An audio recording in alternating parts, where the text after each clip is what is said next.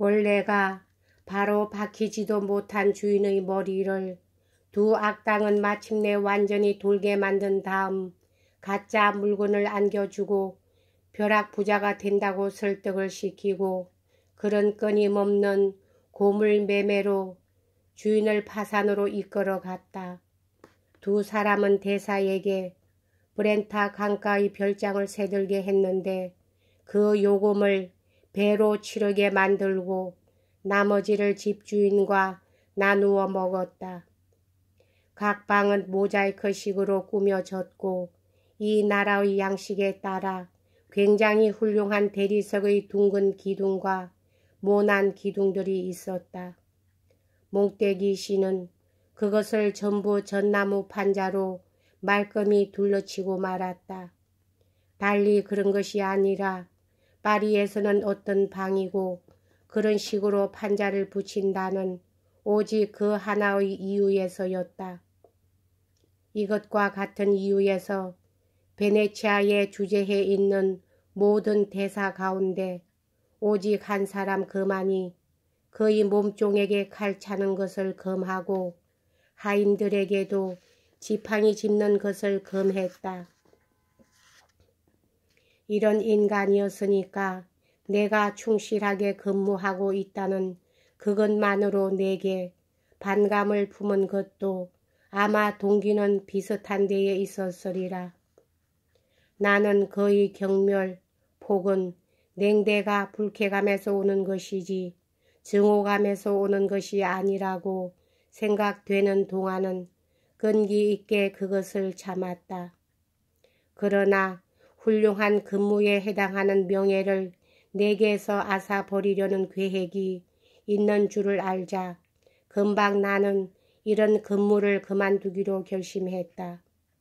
그러한 악의의 증거를 제일 처음 알게 된 것은 그때 베네치아에 있던 모데나 공작과 그 일가를 그가 오찬에 초대하기로 되었을 때였다. 그 자리에는 나를 초청하지 않으리라는 것을 그는 내게 통고해왔다. 나는 발끈했으나 성질을 부리지 않고 대사와는 매일 오찬을 같이 하는 영광을 누리는 만큼 서로 모데나 공작이 나와 동석하지 않기를 요구한다 해도 각하의 위엄과 내 의무로서 그것에 동의할 수는 없습니다. 하고 대답했다. 무슨 소리냐? 분연히 그는 말했다. 시종의 신분도 아닌 비서가 내 시종도 참석하지 않는데 일국의 군주와 식탁을 함께 하겠다는 건가? 그렇습니다. 하고 나는 대답했다. 각하께서 주신 내 지위는 내가 현직에 있는 이상은 매우 높은 것이므로 각하의 시종, 아니 시종이라고 불리우는 사람들보다는 윗자리에 서게 되므로 그들에게 허락되지 않는 곳에도 나가게 되는 것입니다. 각하께서 공석상에 나가시는 날에는 예의상으로도 오랜 관례로서도 나는 예복을 갖추고 함께 하라는 명령을 받았고 또 생마르코 궁에서는 각하와 함께 오찬을 대접받는 영광을 가진 이를 모르실 리가 없습니다. 베네치아 대통령이나 의원들과도 공식적인 회식이 되며 또 회식을 하지 않으면 안 될 사람이 모데나 공장님과 개인적인 회식에서 동석할 수 없는 이유를 알 수 없습니다. 이 논정에는 반박할 여지가 없었지만 대사는 끝내 굽히지 않았다. 그러나 우리들은 이런 말다툼을 다시 되풀이할 기회를 갖지 못했다. 모데나 공작은 대사에게로 회식을 하러 오지 않았기 때문이었다. 이때부터 그는 불유쾌한 짓과 불공평한 처사를 계속하며 내 지위에 따른 하찮은 특권까지도 앗아 가지고는 그가 좋아하는 비탈리에게 주려고 애썼다. 나 대신 비탈리를 상원으로 보낼 수만 있었으면 그는 틀림없이 그랬으리라 생각된다. 대사는 어느덧 대개의 경우는 비니서 신부를 시켜 그의 방에서 사신을 쓰게 했다. 올리베 선장 사건의 보고도 비니서 신부를 시켜서 쓴 다음 모르빠 씨에게로 보냈다. 그 보고에는 그 사건을 교섭한 단 한 사람인 내 이야기는 한마디도 적지 않았을 뿐 아니라 그 구술서 작성의 명예까지를 내게서 앗아버리고 말 한마디 짓거리지 않은 파티첼의 공으로 돌리는 식으로 복본을 보내고 있었다. 대사는 나에게 고통을 주어 그의 마음에 든 비탈리를 기쁘게 만들려는 것이었으나 나를 쫓아내려고는 하지 않았다. 전임자인 폴로시는 대사의 사람됨을 퍼뜨려 버렸고 어쨌든 이 폴로의 후임을 찾아냈을 때처럼 내 후임을 그리 쉽게 찾아낼 수 없다는 것은 대사도 알고 있는 것이었다.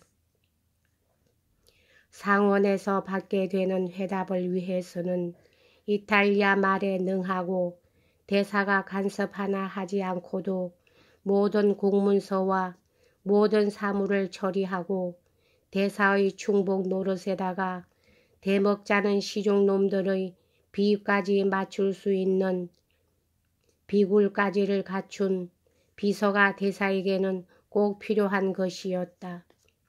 그러니까 나를 붙들어 놓고 내 나라에서도 그의 나라에서도 멀리 떨어진 곳에 잡아매어 돌아가려 해도 돈은 없고 결국 울며 겨자 먹기로 굴복하게 만들 속셈인 것이었다. 그의 방법이 온건했더라면 그래도 성공했을지 모른다. 그러나 비탈리는 또 다른 생각에서 내게 결심을 시키려고 극단까지 일을 밀고 나갔다. 지금까지의 노력이 모두가 헛일이었고 죄악시 되며 집안에서는 불유쾌한 처사, 집 밖에서는 부당한 취급밖에 더 기대할 것이 없었고 그가 스스로의 악평을 드러낸 세상에서 그의 악행이 내게 영향을 미치고 좋은 일은 내게 도움이 되지 않는다는 것을 알자 나는 곧 결심을 하고 후임자가 나타날 때까지의 기간을 남기고 그에게 사직할 것을 말했다. 그는 그것에 대해 승낙을 한다 안 한다는 말이 없이 언제 나와 같은 투로 받아 넘겼다. 무엇 하나 잘 되는 것이 없고 또 대신할 사람을 구하는 기색도 보이지 않으므로 나는 그의 형에게 편지를 보내 내 이유를 상세히 밝히고 대사 각하로부터 그만두게 만들도록 해달라고 부탁한 다음 어떤 일이 있더라도 여기서는 있을 수 없다는 내용을 덧붙였다. 오랫동안 기다렸으나 도무지 회답이 없었다. 매우 곤란한 판에 대사는 마침내 그의 형의 편지를 받았다. 무척 과격한 내용이었던 것 같았다. 왜냐하면 무엇이고 금방 무섭게 발끈하는 대사였지만 아직 이처럼 성난 글을 본 일은 없었기 때문이었다. 차마 듣지 못할 욕설과 잡소리를 마구 퍼붓고는 할 말이 없어지자 내가 그의 암호를 남에게 팔아먹었다는 비난까지 했다. 나는 어이가 없어 껄껄 웃으며 그런 것을 단돈 한 푼이라도 주고 살 바보가 이 베네치아 안에 한 사람이라도 있다고 생각하십니까? 하고 조롱 비슷한 말투로 반문했다. 이 대답에 그는 거품을 내뿜으며 미쳐 날뛰었다. 나를 창밖으로 내던지겠다면서 사람을 부르려는 기세였다. 그때까지 나는 극히 냉정했었으나 거의 이런 위협으로 이번엔 내가 분노와 울화 속에 끌려들고 말았다. 도로 달려가 사람이 들어오지 못하도록 안에서 고리를 내려버리고 안됩니다 백작 하고 음숙한 걸음걸이로 그가 있는 곳으로 되돌아오면서 나는 말했다. 당신의 고용인들이 간섭할 문제가 아닙니다. 단 둘이서 해결하면 될 것 아닙니까? 내 동작과 내 표정이 즉시 그를 안심시켰다. 놀라움과 두려움의 표정이 거의 태도에 뚜렷이 나타났다.